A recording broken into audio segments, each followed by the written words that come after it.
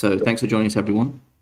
This is a weekly call that we're doing now for the community, and same time pretty much every week. So you can join us every Tuesday to discuss things ETC. This week we have Bob Summerwill, Director of ETC Coop, joining us. So thank you, Bob, for joining us. We've collected a bunch of questions from the community Discord channel, and we have a lot of questions. So if we could please limit discussion until we get to the end, and then there'll be time to open up questions. So to start off, thanks for joining us, Bob. How are you today? It has been looking like we're going to have a white Christmas here, get the snow in, but it's gone a little bit rainy now, so it's all grey and typical. There we go. I hope everyone is ready for their holiday fun. Yeah, feeling very festive. Okay, so first serious question: What are your thoughts on the state of ETC today? Well, I think we're in a challenging place where we don't have a clear roadmap. I don't think that everyone is rallying behind. I think we had after the 51% attacks, we had this phase of, well, what are we going to do? How are we going to react? Which ended up with Thanos and mess and getting to stability. And then through most of this year, then we've had, the Treasury hanging, and at least in terms of IOHK's proposal for that hit its end in September, and then we had the departure of IOHK following on from that. So from the co-op side, we have a rare luxury of actually having some funds, that following the price rises that we had this year, the fees from Grayscale turned into a really rather big pile of money. So that's helpful. As for ETC Labs and the core side, well, there's obviously not a great deal of action there. The etclabs.org domain actually appears to have expired as well. The website is not there anymore. Are they basically right now? It's just ETC Co-op as the active major team in the space. Pretty much, yeah. Okay. So yeah, I mean, we have some runway on the co-op side, but what I think we really don't have is an agreed direction and roadmap. What does 2022 look like? Because 2021 did not work out the way I was thinking at the start of the year, and yeah, so heading for 2022, coming to consensus on what the real priorities are, I think is the real gap that we have at the moment. We've got Mystique ongoing, so there was the core devs call earlier this morning talking through a slight scope change and timing change, but that's just sort of ongoing maintenance work, and looking like that will go ahead. There's obviously ongoing work on both Corgeth and Bezu, just in terms of ongoing maintenance and development.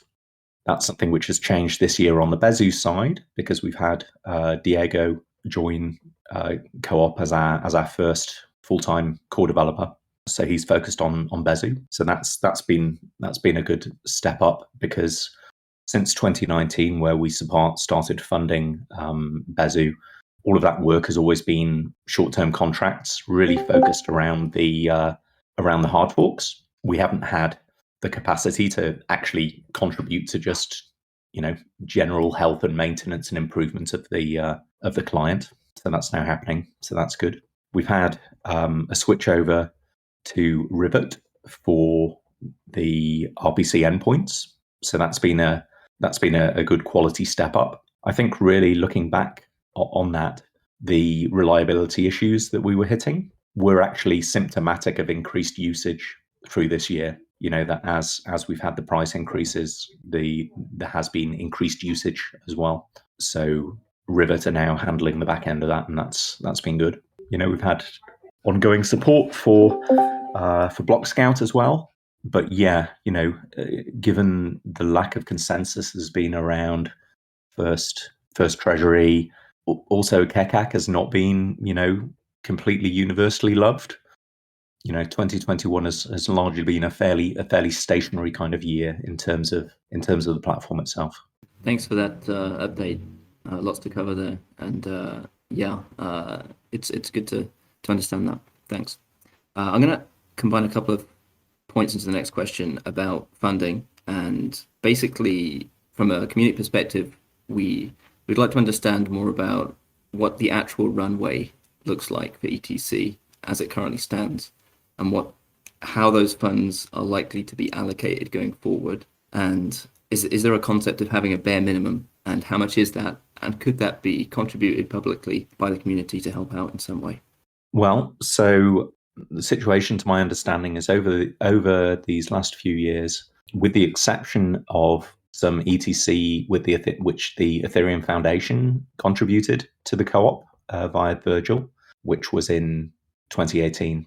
Apart from that, the only source of funding that there's been on ETC has been from Grayscale, the funding which DFG have provided for labs and ETC Core, and IOHK's own spending on Mantis, on supporting Chris Severino's Let's Talk ETC as well, funding that they had for Kevin when he was community manager there. So IOHK, they left at the end of 2018.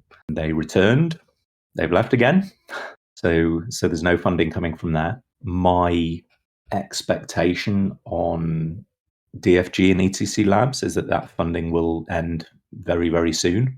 They had, through 2019 and 2020, they had the incubator, they had a grants program, they had quite a large team within ETC Core, as in, they weren't just doing Core Geth, they were doing Expedition, they were doing Jade, LLVM, EVM, various other projects around the side.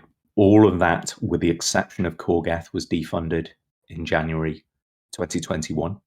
So, all of those people, even social media side PR people, Dean, all of the developers, with the exception of the Core Geth guys, those all just dropped out there nearly a year ago. So, and then my expectation is that will come to an end very, very soon. So then that leaves the only ongoing source of funding coming in to the ecosystem being Grayscale. So Grayscale, since 2017, have funded the co-op using funds from their ETC trust. So that fees, and they have given a third of those fees to the co-op on an ongoing basis.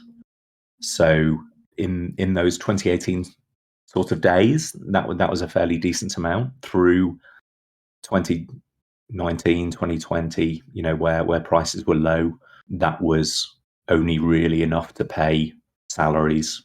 Well, first for myself and Yaz, and then myself and Stev, then myself and Kevin, and it was basically, not a lot of money. Through this year, that's turned into a pretty chunky amount. So I think we've got about 4 million, which is pretty amazing. But that comes to a close in April of 2022, and I do not expect that to continue. So my expectation is that we are going to have the pile of money that we have. We'll get a few more months worth of top up on that. So if prices hold, maybe that's another million. But then there will be basically no money coming in. There will be that pile that we have, which is a US dollar pile. We have got some ETC as well, but the USD is more. There's also the community fund, which is completely separate from the co-op, but that has just been sitting there for a number of years. There is not, or doesn't appear to be, any kind of real mechanism for that to be allocated or spent, but it's becoming a fairly sizable amount. I'm not sure how big it is. Donald might have an up-to-date figure. I think it was around $1 million-ish equivalent now. It's a 16,000 ETC, which is more or less $560,000 at today's prices. Right. So that's about the funds that there are. The spend that we've had generally at the co-op to this point has been around 600 or 700k a year. That's been with very, very minimal grants or spending beyond, salaries, infrastructure that we're running. So, but that was prior to Diego being added. So as you know, if we're spending more on core developers, then obviously that spend is gonna go up. But still, several years worth we could have at that level. But that's basically a status quo kind of a level, right?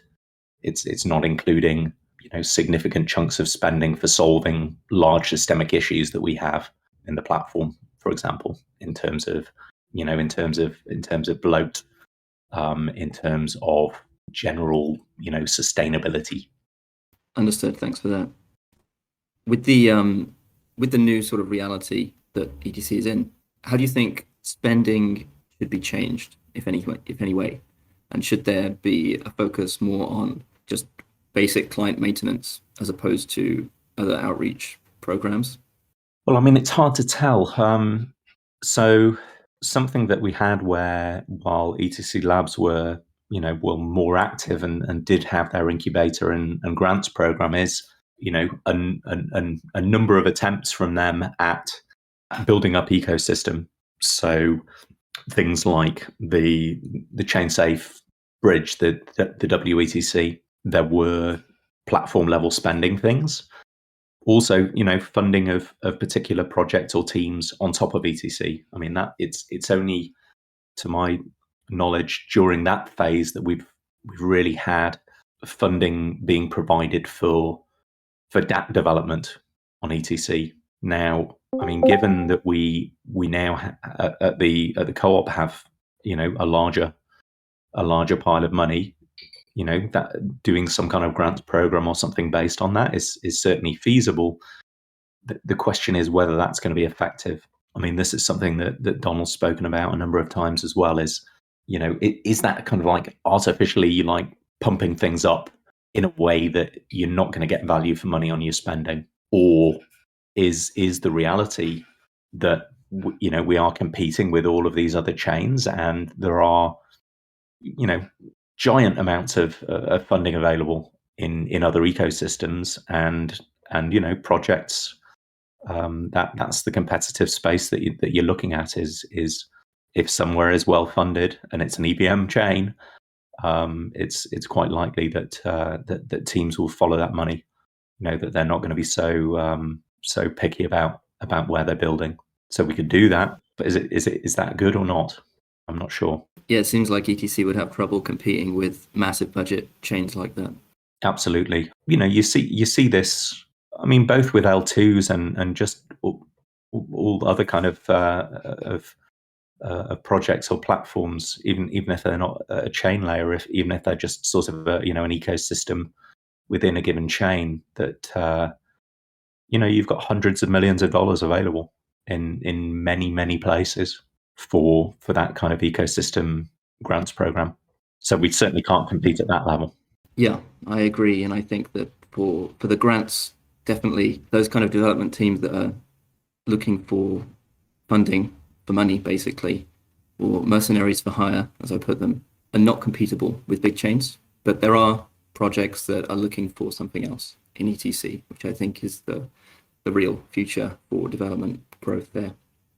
So the next question is about Treasury 2.0. And you alluded to previously the idea of pushing for a new version of the Treasury. And have you had any thoughts on that? Are there any updates you'd like to provide the community on that? No real updates. I mean, just the thinking there is that, we are very likely in a position within 3 or 4 months' time where there's no more money coming in from anywhere. And that is not a great place to be. If the co-op had, more, if we had, I don't know, if we had like, 10 million, 20 million, kind of figures, you're there sort of at a point where doing a kind of like endowment fund kind of model becomes feasible, right? Where you can manage your internal treasury and hopefully invest that in a way that it can be ongoing indefinitely. I mean, if crypto prices have another ballooning, then obviously everyone's got more runway that way. But we're really in a position of sort of managing managing this sort of last phase at the moment. And I certainly don't think that that's a great place to be. I mean, maybe that's the best that we can get to. Maybe that the feeling against any kind of treasury deal, no matter how small, if the feeling against that is so strong that we couldn't build the consensus, then we are where we are, and we'll do what we can do. But yeah, I mean, I would certainly hope that we can get to a place where we can be sustainable. And I think that the reality of where we are on ETC, that with the small number of entities remaining, the lack of funding that we've got coming in, I can only really see new funding coming in that kind of way, through a small and open treasury setup where anyone could come in and apply. That it wouldn't be pre-divided up, it wouldn't be hard coded, it would be an open and transparent kind of setup. I mean, obviously, way better if you can have kind of an organic kind of setup where the platform is meeting that need such that we have an organic ecosystem growing about it, and those can contribute back into it. If you look at Bitcoin, for example, the reason that Bitcoin works without any central funding is because there are hundreds, thousands of companies that are building on and around Bitcoin, and also that you've got a very large number of whales and people who have who've made a gigantic amount of money and are able to fund that back in. And you see the same kind of thing on Ethereum, though they've obviously got the EF giant bucket of money there, but you again have numerous projects that have built something real on Ethereum and are generating funds and have got money, and then are contributing back in to, for example, into the Gitcoin grants program. I mean, that's just a fantastic kind of success. I think that with Gitcoin grants, you've got the the contributions, and sort of like the money is being steered by the small contributors. But then with quadratic funding, you've got chunks of money being put in by, originally it was just the EF and consensus, but now it's many different teams and projects that are putting money into that public funding bucket. But we don't have that ecosystem, so I don't see a white knight coming in. We have to work from where we are. Okay, that makes sense. Thanks for that. I guess we can now talk about potential ideas for the roadmap for 2022. I know it's difficult to come to consensus, especially after everything that's happened, but do you have at least a starting point, and where can we go from here, do you think, in terms of a plan for 2022, in terms of ECIPs and other things to work on? I would welcome input, really. The work on KEKAC, for example, it's kind of a bit stalled, really. I think we're definitely going to keep going on that, but coming to consensus on whether that's going ahead or not is proving hard. I will certainly be exploring looking at alternative treasury options. In terms of hard forks of changes coming from Ethereum, I think things are really kind of slowing down a fair bit there. So heading to the merge, I guess there's going to be some EIPs coming out of that would make sense on ETC. I mean, bits not related to the merge itself, just other changes that are popping in there. But beyond that, I mean, when we do get to that point of the merge, we really are in a place where we are going to need to be standing on our own feet. And looking back to the end of 2019, there were a number of changes that were proposed there which never quite came to fruition, which I think are worth looking back on again, to do with bloat.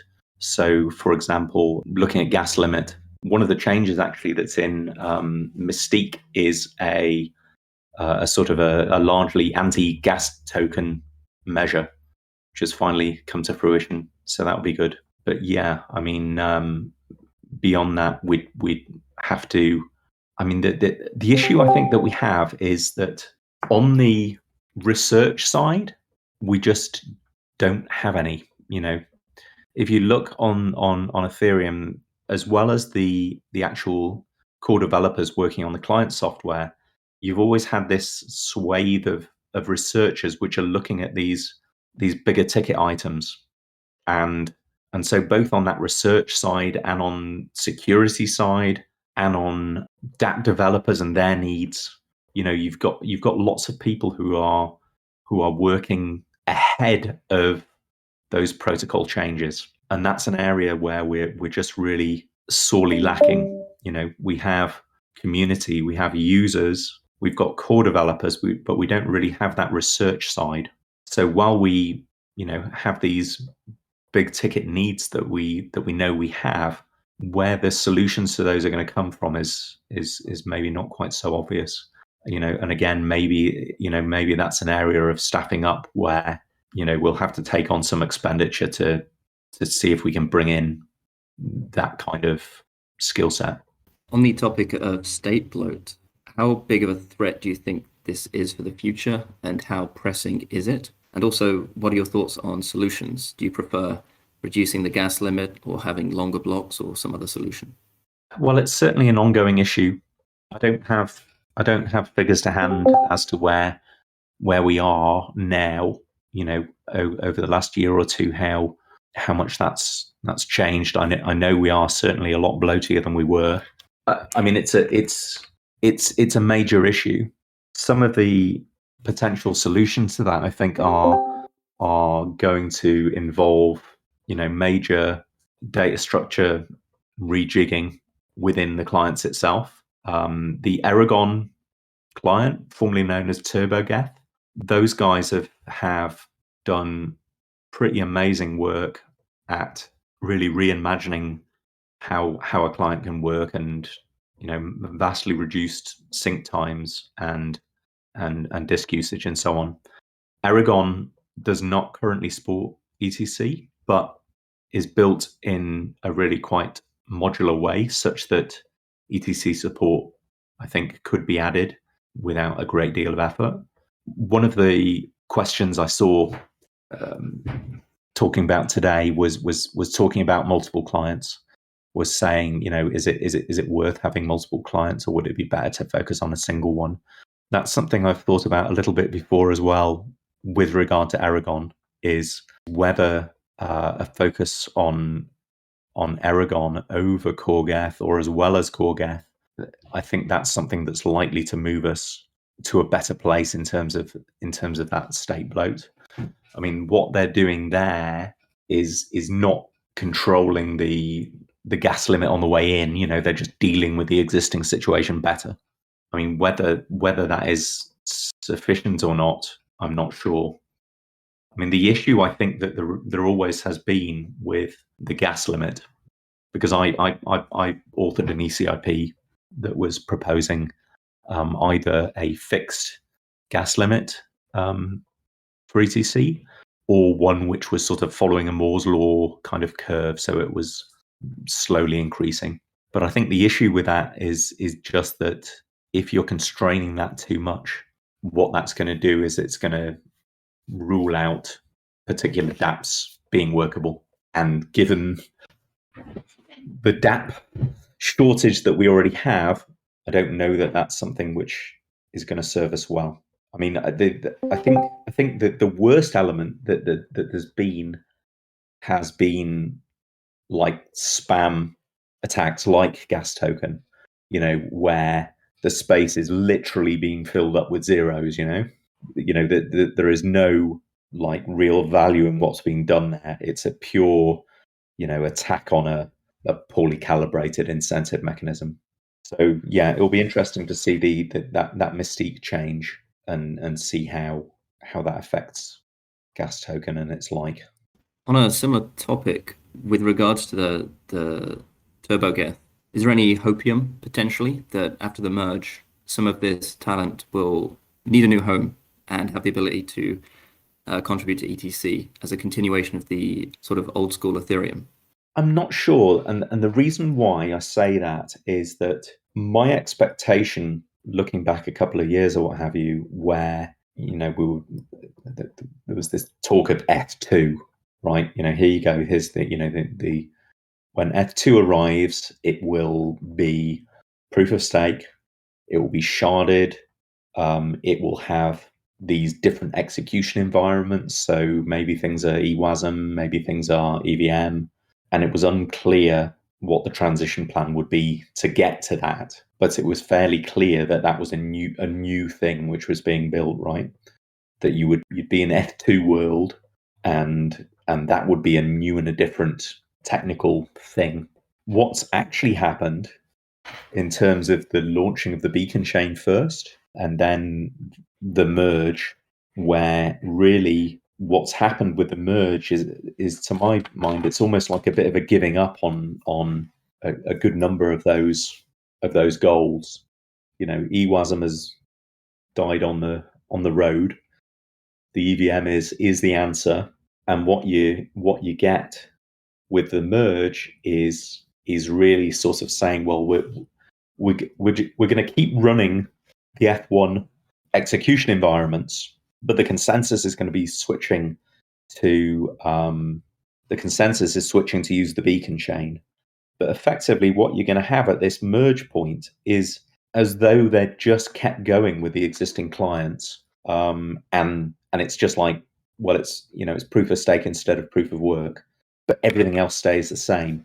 So it's still EVM, and there's still no sharding, and the Ethereum 1 clients are going to just continue as was. They're not getting replaced with Ethereum 2 clients. You've got the beacon chain clients, which I guess you'd kind of call Ethereum 2 clients, but those code bases are running as well. And what you've got then on those like Geth and Bazoo and Aragon and Nevermind and so on is really like a continuation of the norm. They're not stopping, they're not being replaced, which is what it looked like it would happen, right? Was that you'd had these new F2 clients that had been built, as many as 8 of them at one point. I think there's maybe about 4 or 5 that are left going now. But the expectation really was that, okay, initially those were getting the beacon chain, but then they'd have the execution bits in them, and then they would go on, and the F1 clients would be dead, right? And so then, from an ETC point of view, looking at Geth, for example, well, we're still going to need Geth, and Ethereum would not need Geth anymore. Well, that isn't how it's worked out. You are going to have Geth forever. So I don't know that there's going to be really like, core devs left unneeded. That isn't going to be the case. You're going to have those clients continuing to be used for Ethereum, and also obviously for a lot of Ethereum downstreams other than ETC. There are many EVM chains which are using Geth variants in the same way that we are. And yeah, I don't think that the merge approach is really going to result in anything very different there. It's actually quite a different pattern than I'd thought it was going to be. It's a messier pattern. It's kind of really the case, I think, that the L1 chain on Ethereum has not really solved anything in terms of scalability. The only real output that you're going to have of the work since 2015 now, so it's like 6 years worth of work, and I think the only practical thing that you're going to have is that you've switched from a proof of work to a proof of stake scheme, and that kind of Ethereum but with a different consensus is something that's existed in code bases since 2014. That you've had things like ErisDB that later became Monax, where they were using Tendermint with an EVM. And then you've had all of the Enterprise Ethereum Alliance code bases, again, replacing proof of work with either, proof of authority or validator schemes or alternate consensus. That's not a hard problem. There are many of those in the world already, and what you have with the merge is just another of those. It's just on the largest by far chain and ecosystem that there is in the public space. So it's not to underestimate the coordination effort that was needed to get to that point, and is still needed to carry it out. But what that means practically is that the code bases are not really so different, with the exception of that new piece. Very interesting. One thing that they will be sacrificing is proof of work, and that means potentially an opportunity for Ethereum Classic to pick up a bunch of GPU miners who might also bring additional interest to the chain. How do you think the merge and the potential of getting these miners jives with the idea of switching to a new mining algorithm? How do you see the future playing out in this regard? Yeah, well, I mean, I guess there's different thoughts there, short term and long term. In terms of looking to attract GPU miners, obviously, a change of consensus is not appealing.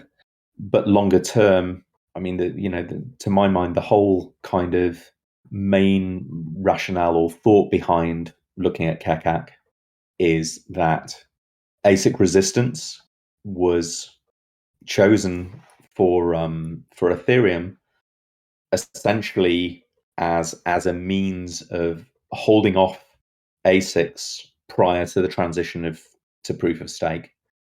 And the goal for Ethereum to transition to proof of stake, like the timelines have just shifted on that like so many times. Like I think it was, maybe it would initially happen in as early as 2015, and then it's just dragged on and on and on. But that choice of ASIC resistance was really it's to do with that proof of stake timeline, and that transition, right? That the ASIC resistance was purely to hold the space for that, and then that's something that ETC has inherited, right? The consensus that we've inherited was chosen by other people for another goal. And I mean, ultimately, there was some great discussions at ETC Summit 2019 along these lines, where really, ultimately, like ASIC resistance, the thing that people have an issue with is not really ASICs per se, it's unfair availability to that hardware, right? It's uneven playing field, and it's the thought that ASICs are a less fair kind of a less fair economic kind of playing field than GPUs. The thought that, well, GPUs are more widely available, so that is going to be a more sort of equitable kind of setup. But I mean, ultimately, what miners are doing is providing security to the network. That's the value that they're providing, right? It's just a straight kind of incentives deal of saying, well, hey, you provide network security, and you will be paid for that. Well, as we saw there in 2020, we didn't have a lot of security. Maybe that's been adequately rectified by Thanos and Mess, or maybe it has not. But really, the thought there on Kekak was that nobody is owed their ability to continue to make money on their GPU miners. That you really have a pretty industrial scale kind of setup for GPUs as well. The sort of thought that anyone can just go and get a graphics card and get that set up and so on. that is not really the economic reality for most people. That any kind of edge that you have in terms of being able to buy things cheaper, electricity costs a primary thing. That really ultimately it is an industrial scale kind of thing now, mining. It is not really going to be economical for small players. And that kind of thought of, well, think about the little guys. That doesn't actually help ETC thinking about the little guys. You want hash rate. You want a lot of hash rate, and that is primarily going to come from large industrial scale operations, not from little guys. So the thought really on Kekak is, well, what is the simplest kind of thing that you can do? And that is that's to do something really very similar to what you have on Bitcoin, is just to use a standard hash algorithm and take out all the DAG and all of the gobbledygook which is there to meet this ASIC resistance, which was really in place for another end goal. But yeah, in terms of timing, given that we do have the merge probably happening Q1, Q2 of this next year, I think Kekak would be better suited for later. That makes a lot of sense. Thanks for that. I'm aware that we're very close to the hour, so at this point I wanted to open up questions to the rest of our participants. So if anyone has any questions, please feel free to jump in. Thank you. Can I go first? Please go ahead. Thank you, Bob. I want to congratulate you first. It was a very hard year and interesting in the same time. You did a great work. Thank you very much. Thank you. One thing that I want to ask you is just a personal curiosity, and maybe you can tell me, did ETC Labs agree with the sweeping mechanism? From what I remember, they didn't disagree with it. No, that was purely from IOHK's side. That was just a total hard line in the sand from Charles. Okay. I also know you have some news, some development news for us. Do you want to share it now? Not today, I'm afraid. Soon, I hope. Okay. Another question is about the confirmation times. It's been almost a year since, more than a year since the network is more secure. Do you think the confirmation times will go lower next year? So if there are particular exchanges which have got, which are really problematic to individuals, please do feel free to raise those to me, and I can try and talk to them. I mean, ultimately the exchanges do what the hell they want, but we can try for sure. Another question is about Gitcoin. Do you think we can use that platform for future improvements? We can. The issue there is, though, is that Gitcoin is allowing you to steer the money, right? That you can have projects, put up their proposals, and people can choose to put their money where they choose. But I mean, Gitcoin is not a funding source.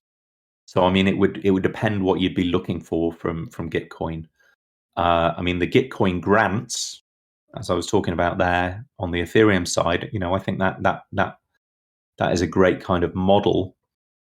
But the other thing that is needed for that to work really well with the quadratic funding model that they have is that you do have to have a good number of people who are contributing to those grants. Not in a large amount of ways, but to get the signal there that you need to have a lot of people who are effectively kind of voting with their feet. And I don't know that we have those individuals. Okay, I have another question. It's related about the threats the blockchain industry will face next year.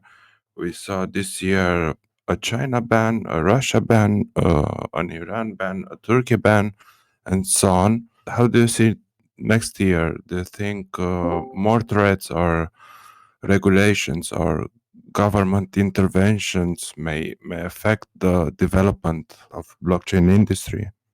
I'm not worried. It just happens again and again. It's the same story every year, right?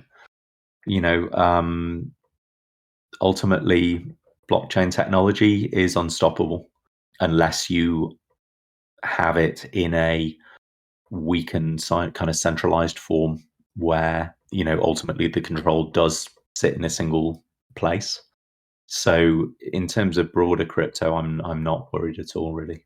2 more questions and I'm done. Does the move to SHA-2 imply an ossification of the protocol, like more like Bitcoin?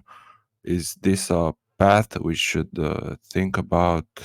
I don't know, if not next year, maybe in 2033? That would certainly be a goal and a thought for me. That my thinking there on Kekak is that it's an endpoint that you can stick with for a very long time, right? That's really the goal, in a way where if you're doing ASIC resistance, it's a cat and mouse game, where having a simple, well-tested hash is something that you can just stick with for a very long time.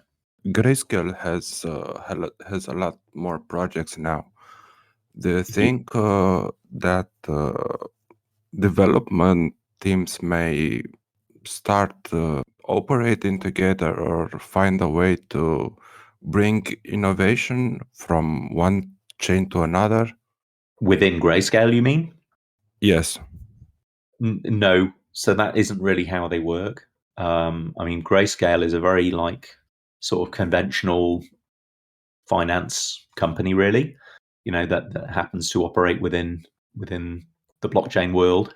As you say, they have a very large number of funds now. They've really ramped that up over this last year or two. The goal that they've had has always been get these funds converted into ETFs, into exchange traded funds, right? That they would just be a very conventional ETF that you could buy at any brokerage, and getting that mainstream realization. With they are pushing for that hardest on Bitcoin. That they just recently announced that they were sending a letter to the SEC, really pointing out that the SEC's approval of the Bitcoin futures ETF that there was recently, doing that is very inconsistent with not approving a spot market ETF. So I'm pretty confident that Grayscale will have a conventional Bitcoin ETF very soon, and that following on from that, their other funds would follow on quite soon. ETC is quite unique in the co-op receiving those fees from Grayscale. They don't do that for any other platform, and it's purely down to Barry and Barry's ETC love and affiliation that has been the case. So there isn't, in terms of other funds that they have or whatever, there's no equivalent ETC co-op kind of deal. So yeah, no. Okay. What do you think about a bridge to Metaverse on ETC? So, in terms of Metaverse stuff generally, I think I'm a bit cagey about it. My own background, most of my career was in video games. I worked for Electronic Arts for 15 years, and it was exciting to see VR really coming to reality with Oculus and similar things. But I think I'm just a bit cynical about the whole metaverse kind of buzzword, because there's nothing really new. Everything that you've had with VR and virtual worlds and stuff, it's been going on for years. And yeah, maybe if you've got if you've got blockchain-based assets and NFTs and things representing things in a metaverse, it kind of makes sense. But I don't think we're going to see anything like very exciting and real happening in metaverse in the next little while. There'll be, it's a real hype cycle kind of thing going on. If you look at Decentraland, for example, which is another grayscale fund kind of project and DCG supported. I mean, that's been around since, I don't know, 2017 or so. And now it's kind of hot because of metaverse, but I think it's there's going to be an awful lot of spending on metaverse stuff in the next little while, and it does not excite me very much yet. I think there's going to be a load of garbage happening, but there'll be some useful stuff there. But it could take a decade before it's like really real. Okay, thank you for your answers. Bob, I just wanted to check with you. How are you for time? Are you okay for another fine. couple? I'm fine to keep going. Yeah, Okay. yeah. Great. If anyone else wants to ask something, please go ahead. Yes, we have a question from JT in the community call notes.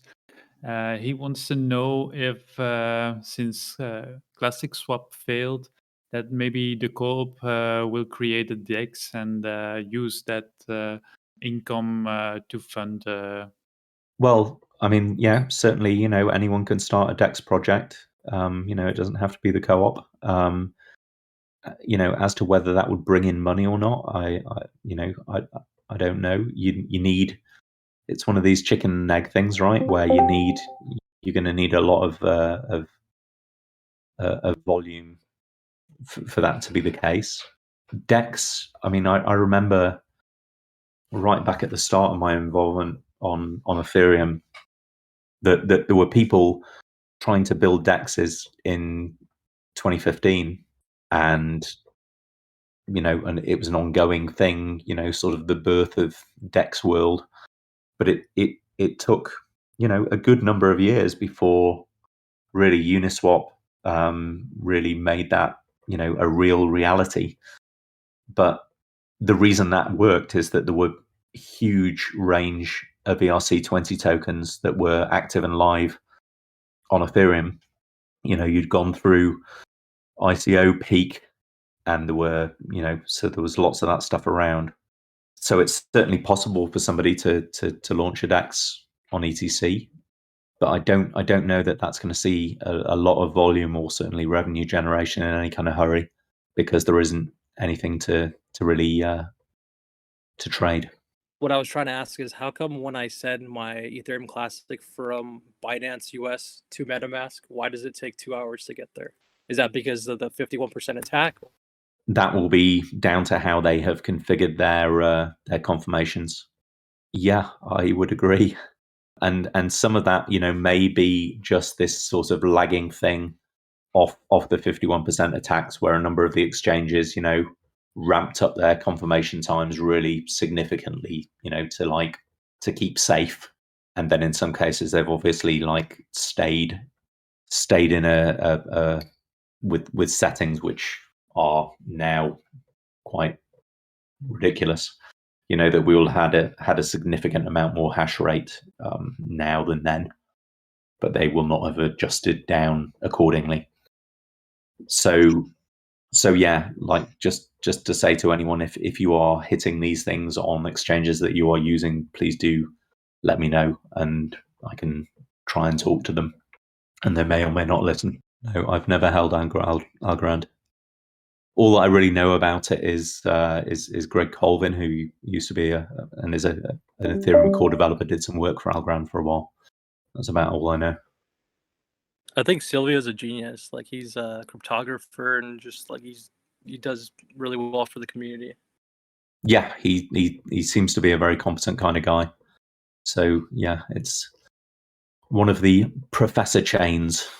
I wanted to chime in back on the question from JT about the DEX. Most of the DEXs they start, but then run into problems with regularization. What's your opinion on DEXs and regularization? So regulation, you mean just regulators having, yeah. Yeah. Yeah. I mean, that is certainly the case, that they are a real target for regulation. Because they're basically running an exchange, and exchanges are, they are money movers, and they are often the junction between crypto and fiat. So they are, they're a primary target for regulators to be looking at. And then you have on a DEX, you do have this very odd characteristic of that they are providing that kind of functionality, but without working in the same kind of way at all. That conventional exchanges, they really are holding your funds. They are custodial, and on a DEX you have a very different kind of setup. So yeah, I'm not sure where things have ended up with for Uniswap and SushiSwap. I mean, I saw something recently where Sushi are getting a real world legal entity. Is that right? Maybe somebody else knows more than me, that they kind of came to the conclusion that they kind of needed that. And Uniswap have Uniswap Labs. But yeah, how much hassle they get, I don't know. But yeah, I can certainly see it being a something that could be problematic to your life were you to do that. Can I ask a question, Istora?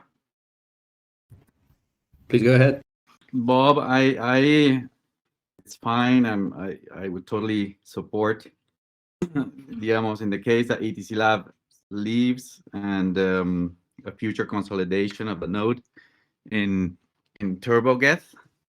If they have this new format and data structures, etc., that help with bloat, I don't see any problem for Ethereum Classic to be only a TurboGeth node network. And also, I don't see any problem ETC Co-op being the only entity funding core development. I think that's fine. You said something that you changed your opinion or your view about the migration of ETH1 to ETH2. The original plan was more traumatic, and all the nodes had to change because of EWASM and stuff like that. But now it's much less traumatic in that sense, because the same clients that are used in ETH1 used in Ethereum 2. So my first question is, does that mean that Ethereum 2 is not going to be sharded, or is it going to be sharded? That's the first question. The second question is, does that also mean that ETC may still continue to inherit EVM even when Ethereum 2 migrates? So in terms of sharding, my understanding is sharding is a future thing that there's been some work on, but it's a future thing. So given how poor Ethereum has been at hitting milestones and deadlines and things, even for things which are well defined, I think that means, to my mind, sharding may not even happen ever, or it might be years and years away. Certainly what's happening with the merge is kind of, is a bit of an anticlimax. It is just literally like, well, you've got your Ethereum 1 clients and you're going to be running that process, but you need to be running another process for the beacon chain consensus, and APIs have been built for those two things to talk to each other. So what you will have at the merge is a hard fork on the execution side, so the ETH1 client side of effectively like talking to the beacon chain side and following that as opposed to the the longest most worked chain. So So yeah, what that means at that merge point is really kind of like nothing very much. The chain continues as is. It's just the consensus has changed. But on the ground, that means that you've got these two clients that you have to be running, not one, because this big changeover has just not happened. It's just this kind of cobbled together half thing. But yeah, I think what that will mean, especially the fact that EWASM isn't really happening and EVM has kind of won. It's kind of ossified on its own. That will mean that we can continue, I think, to inherit that work. So perhaps some of these bloat issues which affect Ethereum even more are things which work will be done on that side, and we can just inherit. Sorry, what was your second question? That was the second question. Thank you for the answer.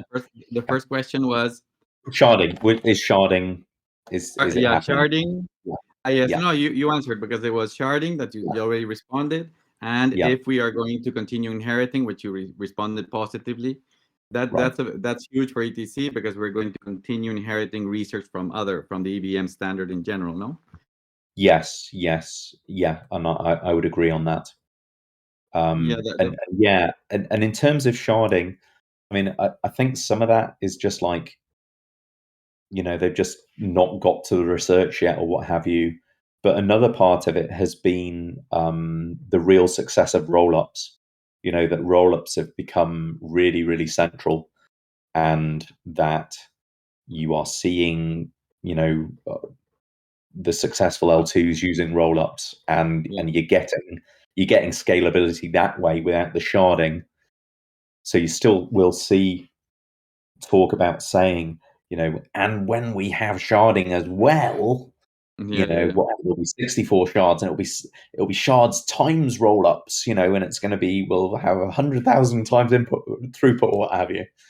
And it's like, I think that's still all a little bit hopium-y, that the stuff that's really happened out of that sort of F2 roadmap has really like boiled down to pretty much, well, we did the beacon chain, and that's run for a year and it's worked, and we've got like loads of validators, and then we're going to go live with that. That's kind of what's happened. Mm-hmm. And that's kind of about all that's happened, and nearly everything else is kind of either dropped away completely or is delayed and is still ongoing. So yeah, I'm kind of a little bit cynical that maybe sharding will never even happen ever, but maybe it will. But it's not happening in a hurry, that's for sure. Bob, I think that your view regarding the migration of F2 is very positive for Ethereum Classic, and the fact that Ethereum Classic is going to continue to inherit, that's amazing. Regarding my first comment was the fact that ETC Coop remains, say, in an extreme case, as the only funding source of Ethereum Classic, and we migrate completely 100% of nodes to Turbo Geth, because it's a much better technology and partially solves bloating. I think I'm very fine with that. I think it's perfect. What do you think about a world where ETC only has Turbo Geth? Do you think that's feasible, or something that makes sense? Could I also add to that question? Do you see a future where ETC is part of the official Turbo Geth client, or would this be a fork that's maintained separately? So yeah, just to say, so Turbo Geth was the older name. Eragon is the current one. The interesting thing though is that so Turbo Geth was kind of a prototype, kind of an experiment, really, to see whether this stuff could really work. And the answer's been yes, it can. Eragon then is the Go language version of that, but the group behind this are actually doing other clients as well. I believe they're doing a Rust client and a C++ client using the same kind of architecture, and they're looking to do that in a modular kind of way. So I think it's from what I understand, and having talked a little bit to some of the guys as well, I think it would be feasible for an ETC consensus module to be written and maintained. That would be something that we'd have to do ourselves. in terms of the maintenance and so on of it. But I think it's something that could be, kind of pretty official, if you see what I mean. Yeah, I don't think you'd have to fork it. It may be that, we would have this module that we're maintaining as well. And you're like, well, you're using Aragon and the ETC module. But yeah, I don't think you're going to have the same kind of like forking upstream, downstream pain that there's been with Geth of them really, and Peter particularly, just not wanting ETC support to go in there, so that you could never get back to a kind of a fully upstream kind of version. I think that's something that would be different with Aragon and these other clients. I think that if we can add support for ETC for Aragon, it could maybe even be a core ECIP to migrate completely to that. That's my opinion, because it's a better technology than the current nodes that we have. The interesting thing to note there, just to finish that up, is that the changes that were made in TurboGeth and Aragon, they're not protocol changes. They're not consensus changes. They just built a better client. So it's quite interesting in that way that they've managed to achieve all that they've had, but without any consensus changes. So that's great, because it means, you don't have to say, okay, everything in ETC is going to use Aragon and we're not going to do any other clients. You don't have to force it in that way. I think. Sorry? It's like a soft fork. Well, it's not even that. It's just a better code base. Like say, here you go. It's literally like somebody has built a new client and it's better.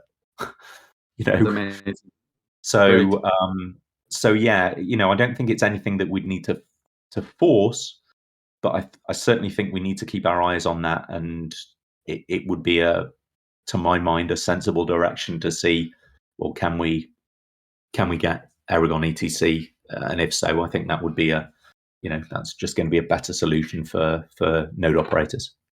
Thank you. I'm going to study it. Thank you, Bob. Bye. Yeah, go ahead, Shirley. Okay, so I have two questions. The first question is, I'm kind of thinking from a new investor's point of view. Like, let's say somebody online sees, ETC to 1,000 by the end of 2021, let's say, right? And they buy a bunch of this Ethereum Classic thinking, oh, it's going to pump, it's going to pump. Do you think that looks bad on Ethereum Classic when it doesn't pump to that price? That's my first question. Yes. Though really, my second question is, why don't you guys rebrand to how do you say it? Code is raw, and then just go proof of stake all around. Code is raw? Yeah, rebrand, man. It'll make it way better. Make it exciting. Don't make it like this old pleb kind of stuff. And go proof of stake, you were saying as well? I'm kidding with the proof of stake. Right. So rebranding is something that people have raised is as an option. I don't know if anyone here has got any thoughts along those lines that they'd like to share here. In your recent quarterly report, I believe you mentioned that the current ETC Co-op marketing narrative is something along the lines of ETC is a perfectly suitable EVM chain that's like S1 but without the bloat. Which we know will eventually not be true once it does become popular. So do you think it's time maybe to change direction and focus more on the future of where ETC can really bring value, which is its unstoppability compared to other chains? Yeah, I think that would be a rational thing to do, yes. Any thoughts that people have on market positioning, presentation, I would be very open to input. I think that those specific wording that you mentioned there was something straight out of Kevin's mouth. It wasn't my mouth, and I'm not tied to that at all. Good to know. It's an interesting problem to figure out what a narrative should be in a decentralized community, but it's good that we're able to have the conversation. And if anyone's interested in contributing to the effort, then please step forward and join us. Are there any other questions from the community? If Bob, you have time. If not, we'll Sure. end on a final note. I have a little time if there's any more. I just want to say thank you, Bob, for all that you did for ETC over the years. You're great. Thank you very much. Thank you for remaining professional as well. Okay. What was that guy's question before that was about rebranding and sort of things like that? Well, there was the code is raw, which I'm not sure if that was the joke or if the joke was the proof of stake, but there has been discussion like very, very, very early on with Igor and with ETC Dev talking about potentially switching to a hybrid proof of work, proof of stake algorithm in the long-term future, but it was never pursued because I don't know, maybe Cody, you maybe know more than me, but it seemed like they had more infrastructure infrastructure development that they needed to focus on to keep the project alive. Yeah, as far as rebranding, that's a monumental task. It's doable. It's 100% doable, but it's it would take a lot of man hours and a lot of resources, and maybe it works, maybe it doesn't work, maybe maybe we would be seen as, Bitcoin XT or, Bitcoin Classic or something like that. Whereas right now, we are the legacy Ethereum. Like that's just a matter of fact. We're the legacy Ethereum chain. But when people start to think that, Ethereum Classic is a fork because they haven't been educated on what, well, one, what a fork is, another one, what really happened back then and why did it happen like that. They just think they just think that this group of people is just a staunch, protest against Ethereum and that they are our sworn enemies till death. That's just not the case. Can I tune in real quick on the part of the rebranding? It's like Kevin says, rebranding costs a lot of money, costs a lot of effort, and if you want to rebrand, the timing of it is very important. So yeah. what I mean is that you need to have a program to bring out. Like if you are like the state of ETC now is wanting to attract dApp developers. And let's say you have done that, and then you have in a program that you want to attract investors, and you have a full ecosystem. Then you, on that point, you can decide like and raise that question. But like now, we're like in untreaded waters, still figuring out things out. That's not the exact moment you want to rebrand, in my opinion. Yeah, it does come down to timing, but again, it does also come down to the risk reward, ratio. Um, is it worth it to devote, sheesh, I don't know, maybe a year's worth of resources and efforts that could be, better placed in a different area of the project than to just, rebrand? Because we've seen projects rebrand. Take Pivex, for example, or no, Dash. Let's take Dash, for example. Dash used to be called Dark Coin or Dark something to do with the dark web. And then they rebranded maybe 5 or 6 times. And each time they were rebranded until they got to Dash, they just didn't they weren't successful.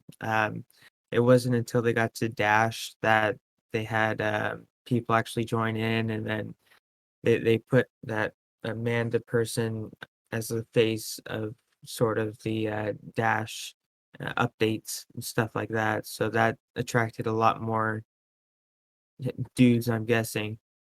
And yeah, that's something that really needs to be heavily considered probably need to do an analysis on it, whether or not it is viable or whether or not it is well, how many people it affects, how it would affect the community, how it would affect the dApps, how it would affect um, developers that are developing dApps right now.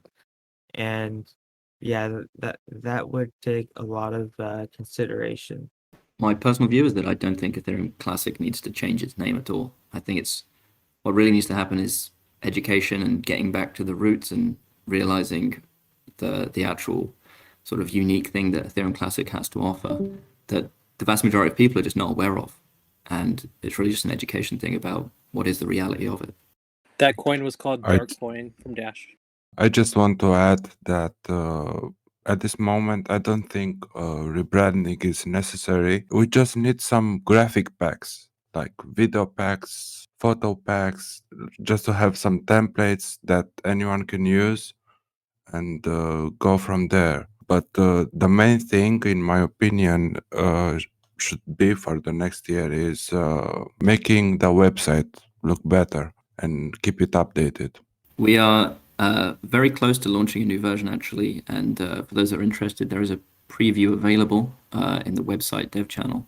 And yeah, we're basically just finishing off content at this point, including an introduction to ETC that covers the whole code is law, the genesis, the DAO, and the whole point of decentralization. So hopefully more of a kind of guided introduction as opposed to what we have right now on the website. So yeah, thank you, Bob, for joining us. It's been a real honor to have us to join us on the community call. And yeah, we wish you and your family a really nice holiday. So thanks again. Cheers for coordinating. It's been fun. Yeah, thank you very All the best to much. everyone. Happy holidays. Yeah, we can still continue this. If anyone else is interested, I'll also be around for a while. So let's keep going. What are your main concerns with Ethereum Classic? What are your main what is favorable to you with Ethereum Classic? Yeah, those are like the two questions I wanted to ask any current dApp developer, anybody working on a dApp. Is the tooling up to date? Is the could the tooling be improved? I've seen some posts about relying on MetaMask. On the point of MetaMask, I think that Ethereum Classic, it would be nice if there was a fork of MetaMask, because Consensus has like a weird licensing Have a thing law with on it, MetaMask. right? Yeah, they made it so if you have more than 10,000 users, MetaMask has the right to charge you to use MetaMask, or Consensus has the right, which is not very open sourcey. So having a fallback to MetaMask would be a good thing, and it'd be good to have it before we need it. Have you tried using you know, the POA networks, their fork of MetaMask, or like Saturn Networks, Saturn Wallet, or things like that, or are those not even in the ballpark? They're just not as developed or not as efficient as these MetaMask tools would be. I have not personally used them, and they may still be viable, but I'm not sure whether they're being maintained or updated. Basically, any fork of MetaMask before about August last year, is now no longer receiving updates, so it would need to be maintained separately. Okay, so yeah, the Nifty Wallet by POA, they are still updating their fork of MetaMask. As far as Saturn, I am not sure. I still see Saturn in the game store. I mean, in the Play Store, but I don't see, periodic updates. But if I was you, I would check out the Nifty wallet. Nifty is what typically I use with regards to an extension on Chrome, but it's just the same as MetaMask, and it's probably better because it gives you a little bit more options. But MetaMask obviously is branching out. They're doing mobile. They're doing a lot of other interesting things with Web3. But yeah, Nifty isn't too far behind, and I think probably that might be a good solution for what you're looking for. But if not, we're sort of in communication with them. It's just not, they just don't like us. Who don't like us? Nifty? No, meta consensus. Oh, sure. Yeah, I don't think they do. I think, yeah, looking at the Nifty wallet repository, it's maintaining the open source license and it's still receiving updates. So in my mind, it'd be far better to recommend Nifty wallet over MetaMask in future for newbies Yeah. entering the system. I Oh, can 100%. update on Saturn wallet. It's no longer usable for Ethereum. It still is usable for Ethereum Classic, but it's not receiving any updates. Do you know how many versions it's already gone by since they dropped sort of ETC? Has No, it been a lot I or don't know. little or It's quite a few, still but I usable, but cannot say. quite a few updates? Yeah, they appear to be very focused on their own thing and not even considering collaboration or even open source, development styles, or even open source in general. I mean, the whole point of open source is to share, your project and share your code, let everybody see what you're doing, and then let them, have at it. And if they design something better, then voila, you have something better. But yeah, I've been this has been an ongoing issue with the start of Classic Mask, and then Classic Mask wasn't up to par, and then we had the Saturn people who were at the time developing the first iteration of Saturn who couldn't do so because of so many tooling issues. But yeah, I mean, Maybe now that that we have more reliable endpoints via Rivet, it might be worth making a pull request to Nifty so that they can support Ethereum Classic just as a drop down instead of having to manually configure it. And that would be already a better user experience. Oh, they do already? yeah, we work with That's set to Rivet? I'm not sure if it's set to Rivet, and I'm not sure what endpoint they're using. I know they are 100% using Ethereum Classic as a typical drop-down menu, like with any of their other networks, like the POA bridge or the just regular Ethereum. Okay. It seems they're using ethcluster.com/etc. Does that still work? So we transferred everything over to Rivet, and I'm not sure if Rivet's completely overhauled and changed the link. It does look like it's still working. They have a JSON response from that endpoint, it seems. So Okay, so yeah. That that reminds me that yes, it's still going to be www.ethereum that ethercluster//etc. Yeah, because all they're doing is maintaining the actual service. The co-op still has the domain or the links and all that. So yeah, it's still gonna work from the Ether cluster website. perfect. We should definitely be recommending Nifty over MetaMask then because it's less setup for users as well. It's easier to use.